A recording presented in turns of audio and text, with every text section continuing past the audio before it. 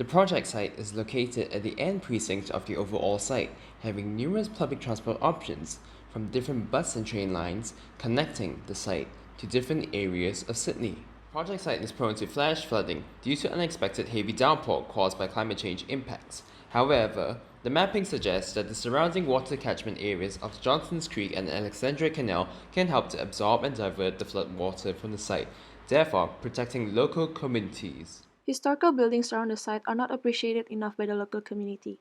Therefore, this project aims to reactivate these buildings into the local community. The site's high access to public transport, it justifies the project to have a community market to take advantage of it and transform the area into a weekend retreat, therefore contributing to the local economy. Moreover, the market will provide spaces for community engagement and serve the community's needs. As Sydney is becoming more and more crowded, leisure spaces are becoming more significant in the everyday life. This project proposes to be a leisure space with expandable grid structure panels that accommodate a flexible gathering space located in the crossing point between different public transport lines. Three design key points are reactivation, assembly, and flexibility, each with their own purpose. Revitalizing the neighborhood by repurposing existing historical buildings, encouraging community engagement, and lastly, accommodating to the ever-changing needs of the community. Alongside being located in a well-connected public transport node, the site has younger audiences compared to the city's average, and the area is dominated with young families and children. This project becomes the exit and entry point to leisure activities. The project site is organized spatially through the use of grids and modular structures that behave differently according to different programs. In these structures, there are rotating space makers integrated into the system. The rotating metal rod, hinge, and linear gutway rails allow panel surfaces to be rotated according to needs. Existing train lines are elevated, allowing space. The space is materialized with different programs dedicated to bring the community together. The existing McDonald Town stabling yard structure is reactivated into a rail museum. Existing guestwork structure is reactivated into a pavilion with shading, seating, and platform for performances, projection exhibition, and resting space, making the structure highly interactive and accessible. Extending from the pavilion is the exhibition panel area with high level of interactivity and engagement to local artists and their artworks.